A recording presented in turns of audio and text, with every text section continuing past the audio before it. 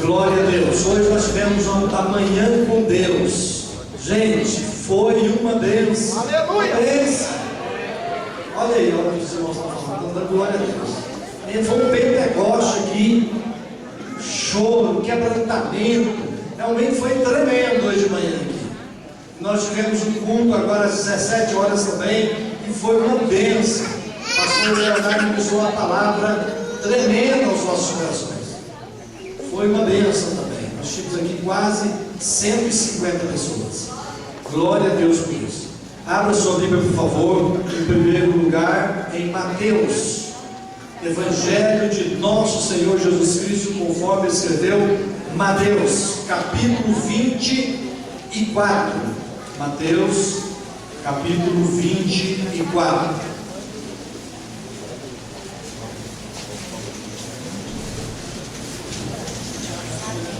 Glória a Deus. Vamos ler apenas um versículo. Versículo de número 12. E por se multiplicar a iniquidade, o amor se esfriará de quase todos. Vamos ler todos juntos? E por se multiplicar a iniquidade, o amor se esfriará de quase todos. Vamos lá para Lucas. Lucas capítulo 18.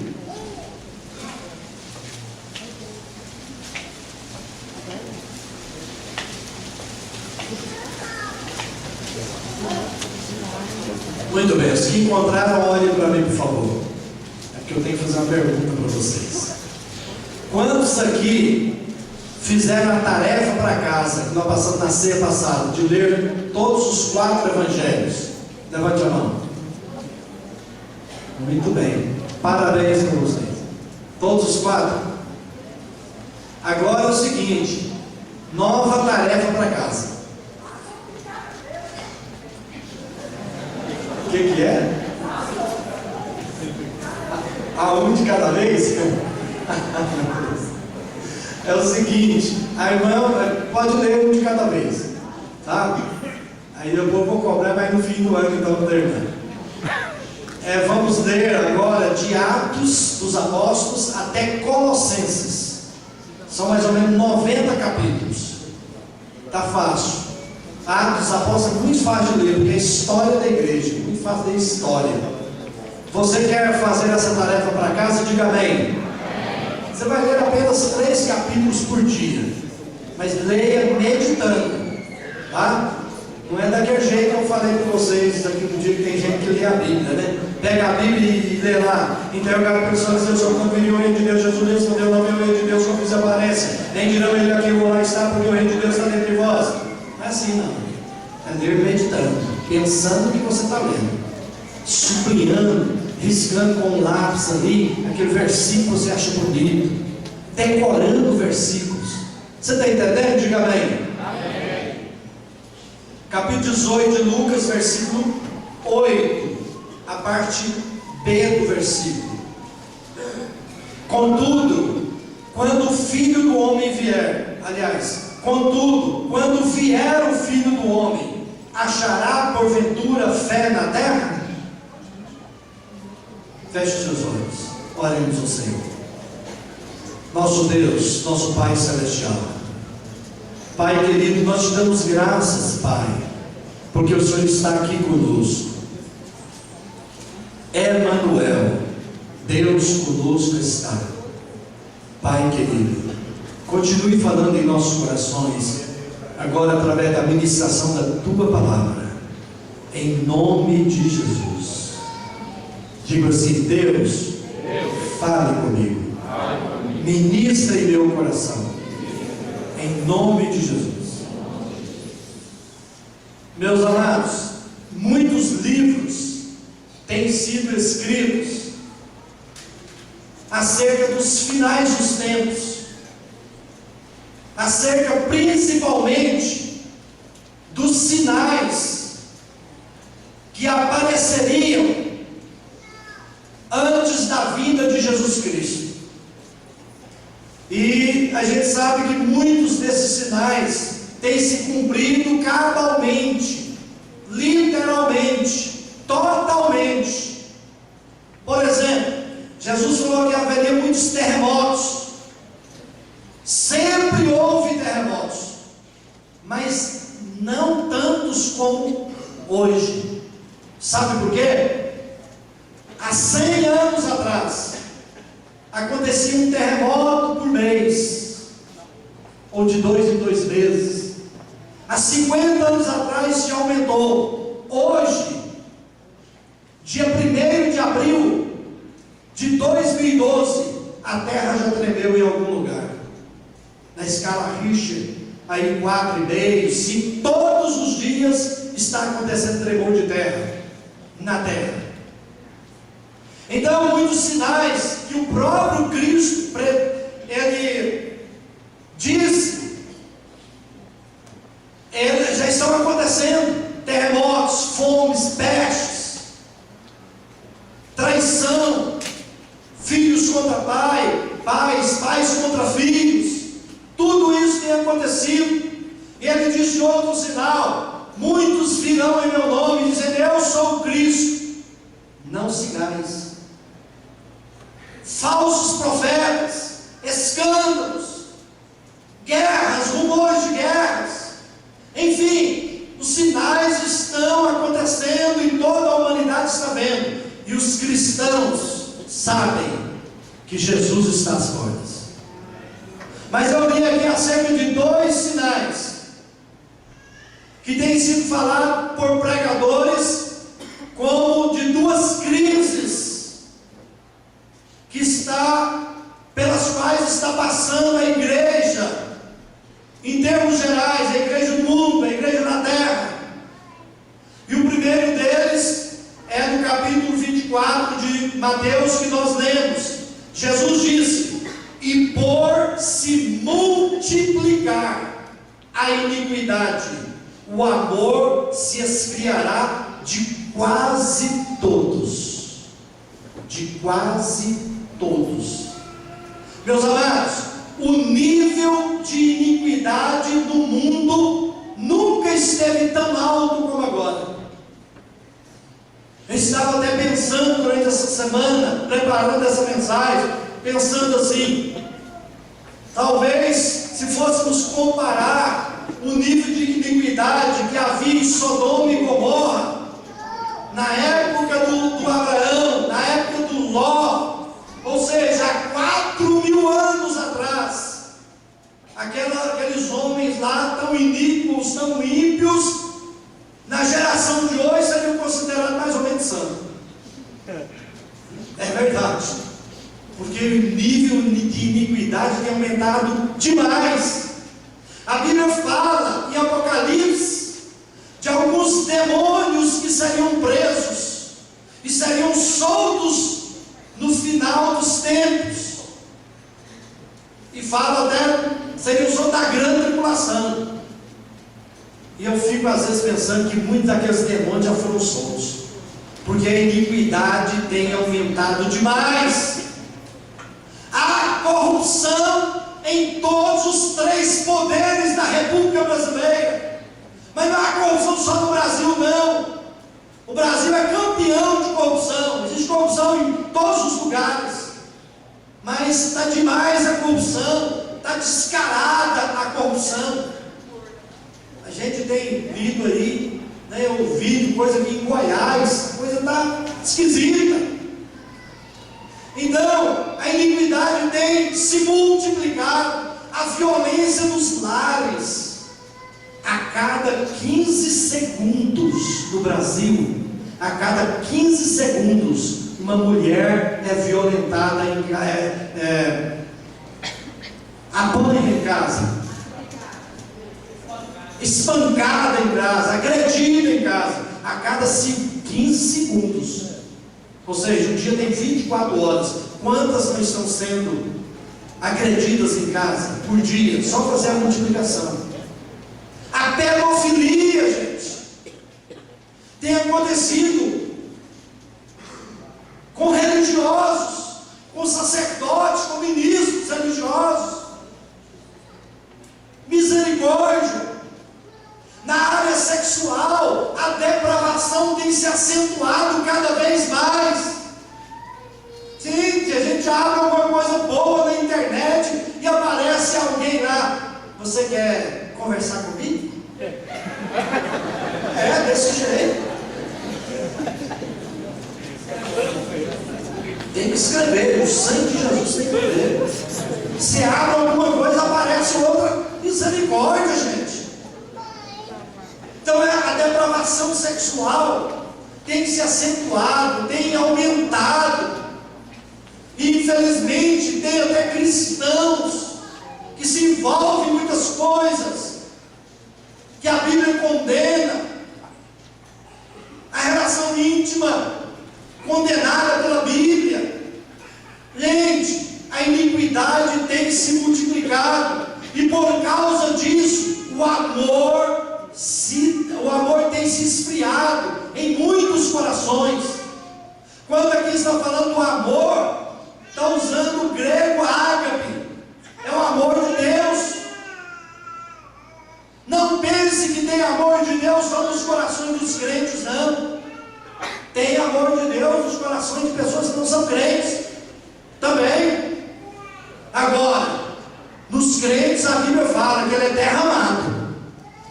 O amor de Deus é derramado em nossos corações pelo Espírito Santo. Glória a Jesus. Mas amados, Paulo escreveu a Timóteo dizendo: nos últimos dias os homens serão amantes de si mesmos. Está escrito lá em 2 a Timóteo capítulo 3. Ele fala lá de várias coisas que aconteceriam nos fins dos tempos, nos últimos dias. E uma dessas é: os homens serão amantes de si mesmos. Não amarão a Deus, não amarão a família, não amarão o próximo, mas somente a si mesmos. Egoísmo. Egoísmo é condenado pela Bíblia, é pecado. Nós, amados, como cristãos, a Bíblia nos exorta para que nós não nos deixemos enredar, sermos laçados, sermos contaminados com o mundo, com as práticas mundanas, para que esse amor de Deus em nossos corações se esfrie. Deus não quer isso. E a Bíblia fala, eu preguei aqui sobre o semeador saiu a semear, e lá diz que uma parte da semente caiu entre os espinhos, e diz que a semente germinou, a planta nasceu, mas os espinhos sufocaram aquela planta e ela morreu. E aí Jesus explica isso para os seus apóstolos. O que significa isso, Senhor? Ele disse: a fascinação das riquezas e os cuidados do mundo sufocam a palavra, e aquela árvore não dá fruto. E isso acontece com muitas pessoas que já estão na igreja há muito tempo, que são crentes há muito tempo. Então nós precisamos tomar cuidado, porque quando as coisas do mundo sufocam, as riquezas ou a fascinação pelas coisas, o amor esfria. O amor esfria, a iniquidade entra.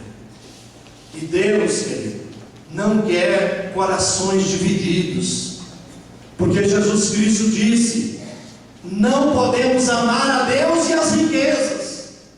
E o apóstolo João diz: não podemos amar a Deus e amar ao mundo, porque quem ama o mundo, o amor do Pai não está nele. E o Tiago diz: aquele que é amigo do mundo constitui-se inimigo de Deus. E se nós não tomarmos cuidado, o amor esfria e a iniquidade entra, porque dentro de nós tem a natureza pecaminosa, que se nós a alimentarmos, ela sufoca a natureza divina que está dentro de nós.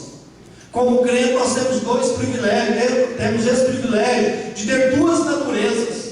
Apesar de que a Bíblia fala que nós devemos fazer morrer a natureza pecaminosa que está em nós. A prostituição, a mentira, a iniquidade, e tantas outras coisas que fazem parte do homem velho, da velha natureza, nós temos que fazer morrer, para que a natureza divina, a natureza de Deus que está dentro de nós, floresça em nós, e nós sejamos cheios do amor de Deus.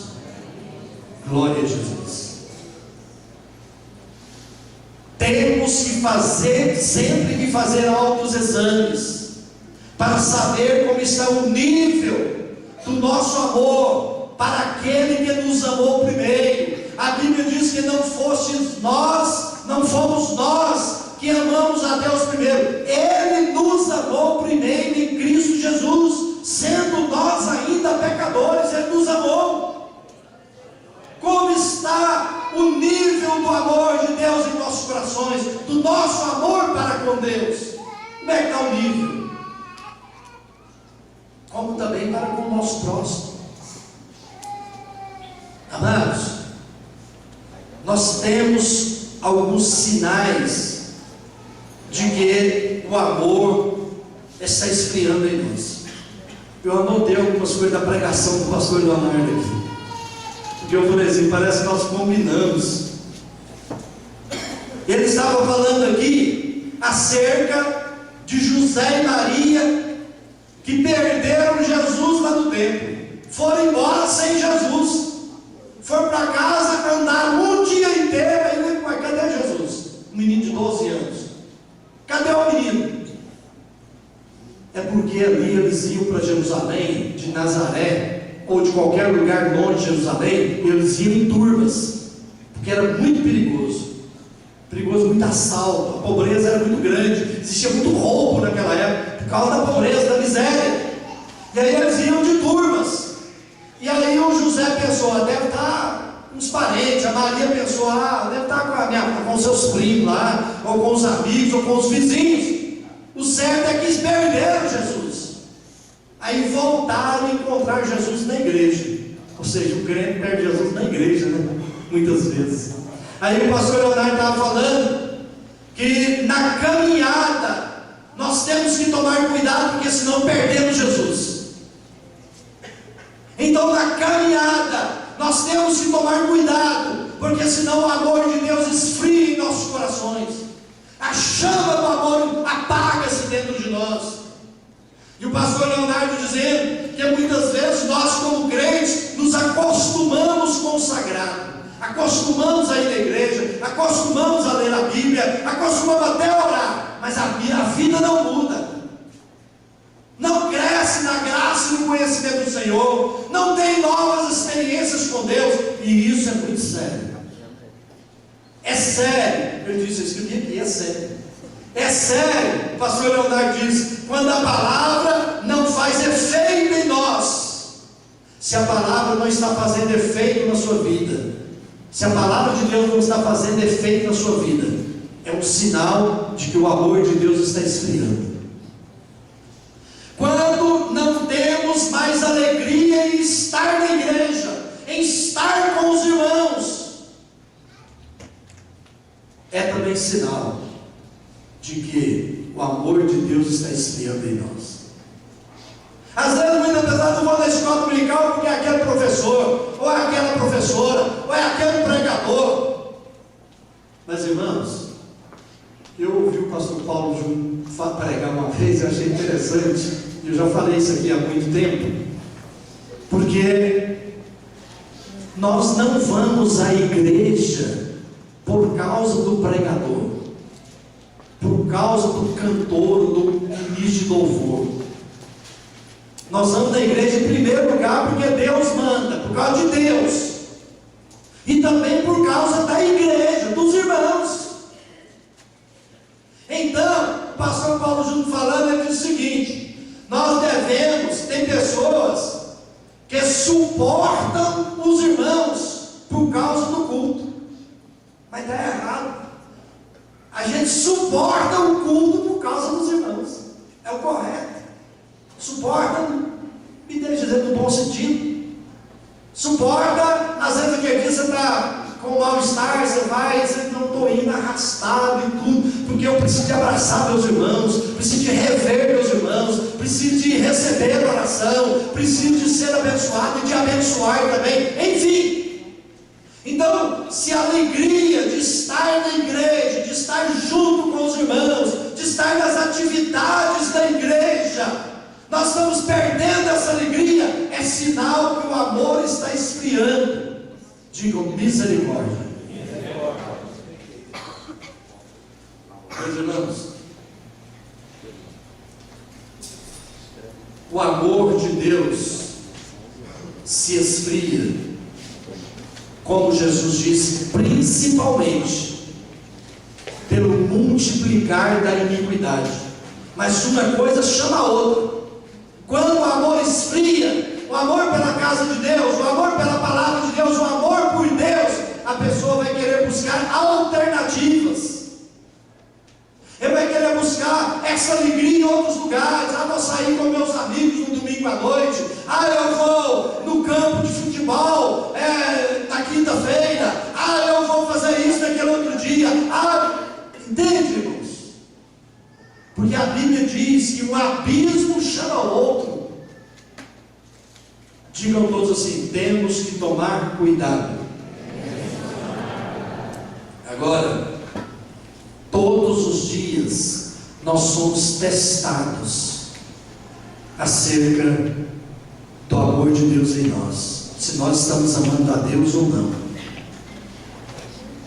No namoro, você é testado, você é testada, se você está amando a Deus ou não.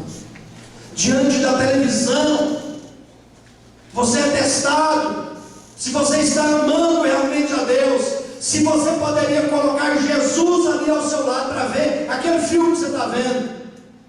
Jesus pode sentar ao seu lado ali para assistir com você? Somos testados. Diante da internet, nos negócios, aquela mentirinha ali não tem problema. Somos testados todos os dias, gente, se estamos amando a Deus ou não. Porque vale a pena perder o negócio, mesmo que seja o negócio da sua vida, vale a pena por causa do amor a Deus, por causa do amor a Jesus, por causa do amor à palavra de Deus. Vale a pena perder o negócio, mas falando a verdade, não mentindo, tendo caráter de Cristo. Caráter de Cristo é a mente de Cristo.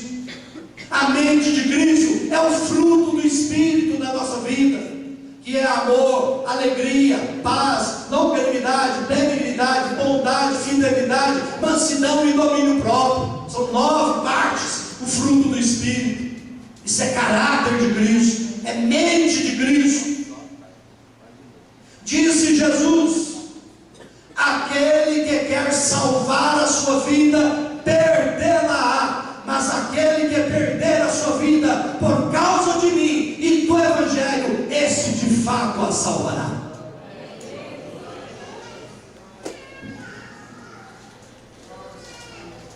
Lucas capítulo 18, versículo 8: contudo, quando vier o Filho do Homem, achará porventura fé na terra?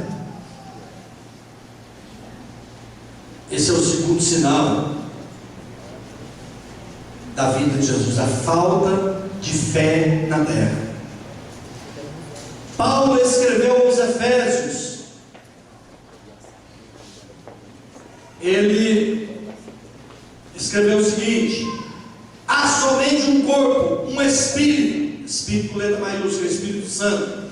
Há um só Senhor, uma só fé, uma só fé.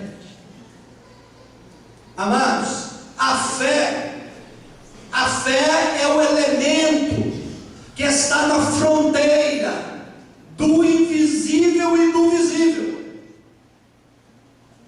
Ela está ali bem na fronteira do invisível com o visível.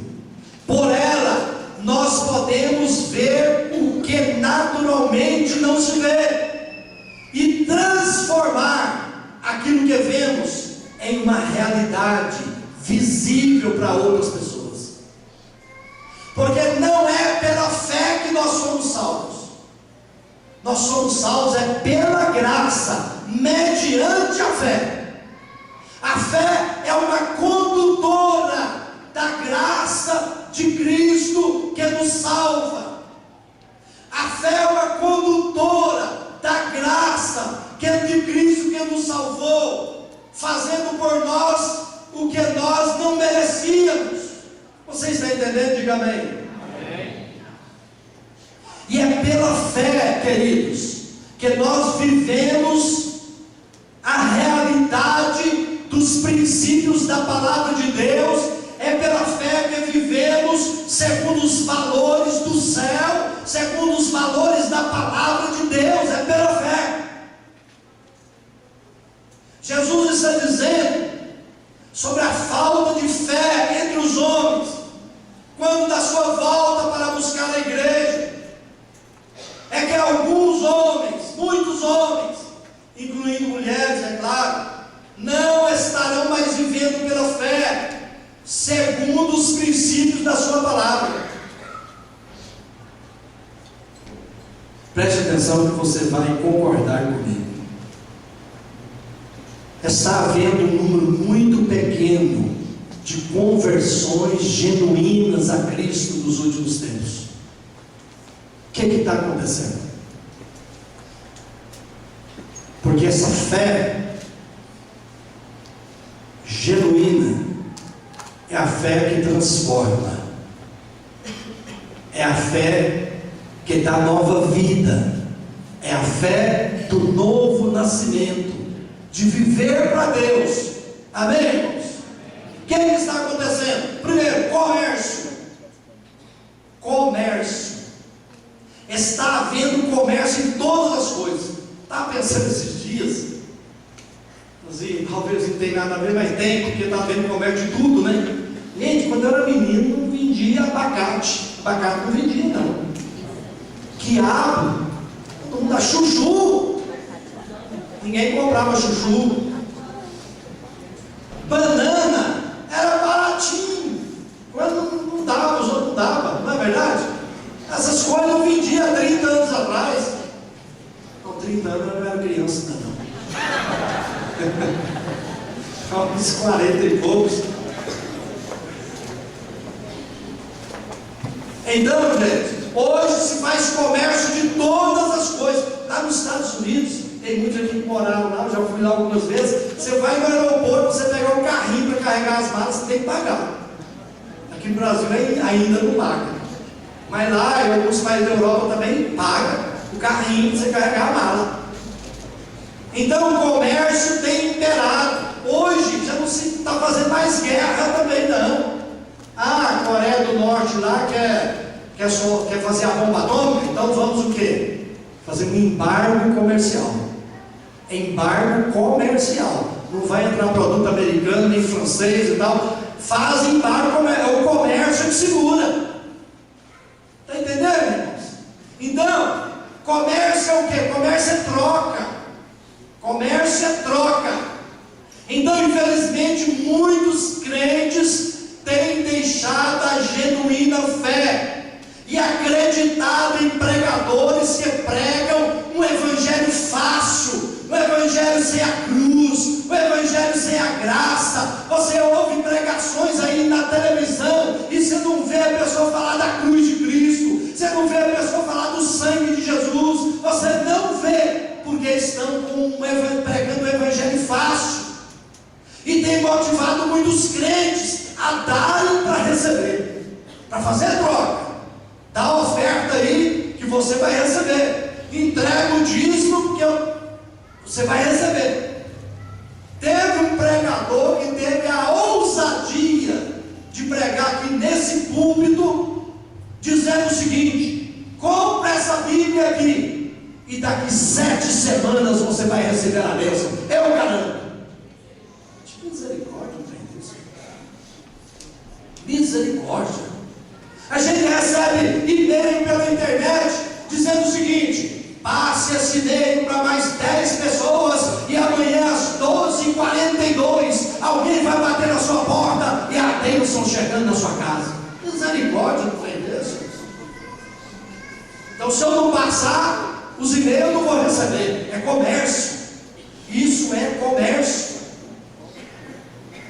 Logo depois de falar sobre isso aqui, sobre esse versículo, Jesus disse: haverá fé na terra. Sabe o que ele contou? Ele contou a parábola do fariseu e do publicano.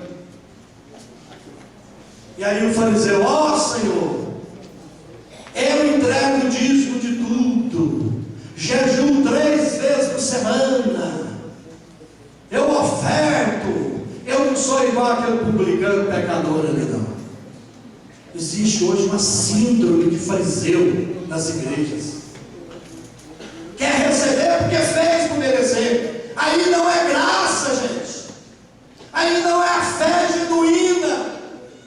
Deus quer que nós vivamos uma fé genuína nele, porque a Bíblia, a palavra de Deus, nos diz que em Cristo Jesus nós temos recebido todas as bênçãos espirituais da parte de Deus.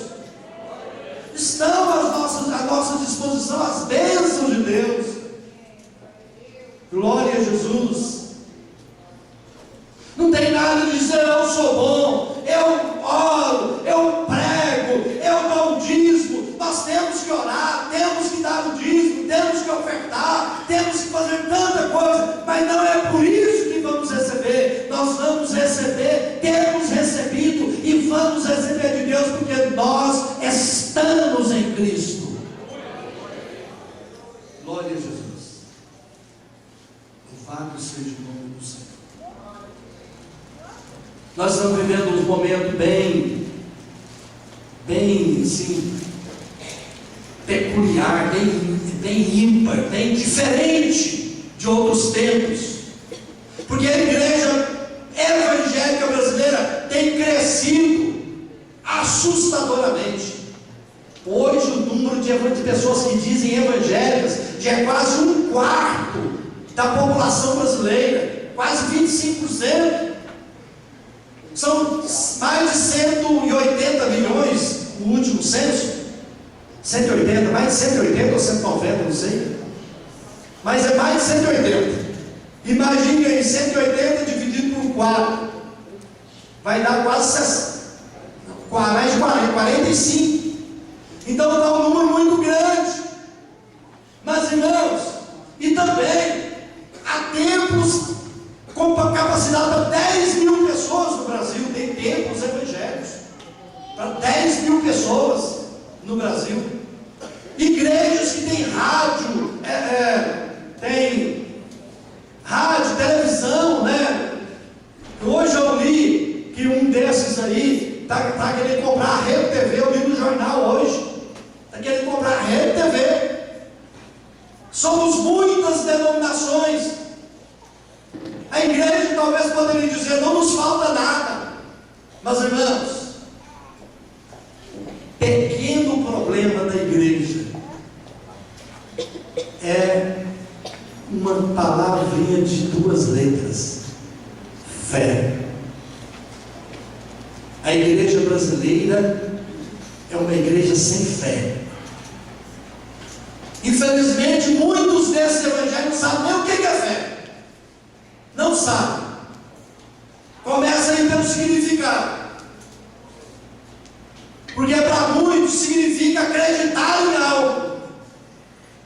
Porém, no conceito da Bíblia, no conceito neotestamentário do Novo Testamento, o significado de fé vem acompanhado de dinamismo, de exercício. Quando a Bíblia diz: crê no Senhor Jesus e será salvo tu e a tua casa, a palavra crer, ou o verbo crer ali, está do original que diz: exerça fé. E a fé tem que ser acompanhada de obras, porque senão ela é morta. E a primeira grande obra que a fé genuína produz é a mudança de vida, é o novo nascimento. Essa é a primeira grande obra que a fé tem que produzir. E o que tem faltado em muitos é justamente o exercício dessa fé do Novo Testamento. Eu estava lendo uma mensagem e aquele pregador dizendo que nós estamos vivendo tempos de extremismo. E ele dizendo: há uma barbárie onde nasce um cristianismo medíocre, sem princípios. Há uma barbárie onde animadores de auditório são chamados de ministros. Há uma barbárie onde pessoas brincam com o sentimento dos outros, ao ponto das pessoas passar fome, mas entregar todo o dinheiro para aquele outro, para aquele ministro, entre aspas. Gente, eu vi um vídeo do camarada falar: olha, eu preciso de 7.000 pessoas para trazer R$1.000 cada um, e eu vou conseguir. E ele conseguiu. E comprou uma grande fazenda, que tem o valor de 50 milhões de reais, à custa do povo.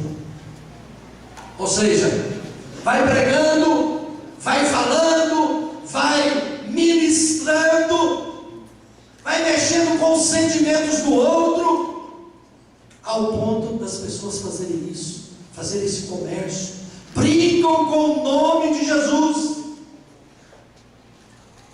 Agora, amados, nós temos que ter muito cuidado. Que a palavra de Deus, o Senhor Jesus, um dia, Ele entrou no templo, e os homens estavam ali negociando dentro do templo, fazendo comércio dentro do templo. E Jesus pegou um chicote e expulsou aquelas pessoas, e disse assim: vocês estão fazendo da minha casa lugar de comércio, salteadores estão aqui, ladrões estão aqui. Expulsou os cambistas, os vendedores, e disse: de agora em diante a minha casa será chamada casa de oração. E não permitiu que carregasse nada dentro da casa de Deus, nem uma ovelha, nada. Está escrito ali: não permitiu carregar aquelas coisas. Mas preste atenção para a prática disso. Preste atenção para a prática disso. Jesus falou isso lá dentro do templo que Herodes construiu, que para os judeus era a casa de Deus. E ele disse: de agora em diante a minha casa será chamada casa de oração para todos os povos. Ele não estava falando disso aqui não, irmãos, de templo construído por mãos humanas, não. Casa de oração somos nós. Nós somos casa de Deus, templo de Deus, morada de Deus sois vós, diz a Bíblia. Não permitiu que comércio dentro da casa, ou seja, nós não podemos permitir o comércio dentro do nosso coração, na nossa vida, como casa de Deus, como templo de Deus. Temos que tomar cuidado de não querer negociar as coisas com Deus, querer fazer troca com Deus. Vou jejuar, Senhor, uma semana para o meu marido converter. Aí o Senhor faz o meu marido converter. Não é isso que vai fazer seu marido converter. Não é isso que vai fazer você receber isso ou receber aquilo outro. Não é assim. Não se negocia com Deus. Nós não podemos ter isso no nosso coração, porque nós somos casa de Deus. Você pode dizer amém? Amém. Então, amados, a Bíblia diz que em Cristo Jesus somos mais que vencedores. Então o segredo de sermos uma bênção e de sermos abençoados é estar em Cristo e não abrir mão, não deixar que o amor se esfrie. A Bíblia diz: examine-se, pois, o homem a si mesmo, na leitura da ceia. E a Bíblia diz também sobre esse autoexame. Paulo, lá em capítulo 13, 2 Coríntios, ele diz que nós devemos fazer exames para ver se nós estamos realmente na fé.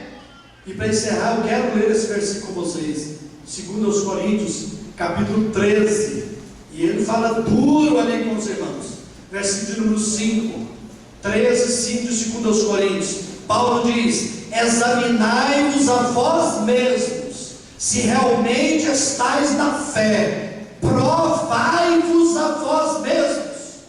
Ou não reconheceis que Jesus já está em vós? Se não é que já estáis reprovados. Examinai-vos a vós mesmos, se realmente estáis na fé. Provai-vos a vós mesmos. Faça teste com você. Faça prova com você mesmo. Estou amando realmente a Deus? Eu amo a palavra de Deus? Eu amo a casa de Deus? Eu amo o meu próximo como a mim mesmo? Porque a Bíblia diz que aquele que não ama a seu irmão é mentiroso. Que aquele que diz que ama a Deus, mas não ama seu irmão, é mentiroso, está nas trevas. Então o amor de Deus vê tudo isso. O ágape em nós, o Espírito Santo que nos enche desse amor, é amar a Deus sobre todas as coisas e ao próximo como a nós mesmos, e viver, experimentar a fé genuína, e viver como a Bíblia diz: o justo viverá pela fé. Fiquem de pé em nome de Jesus.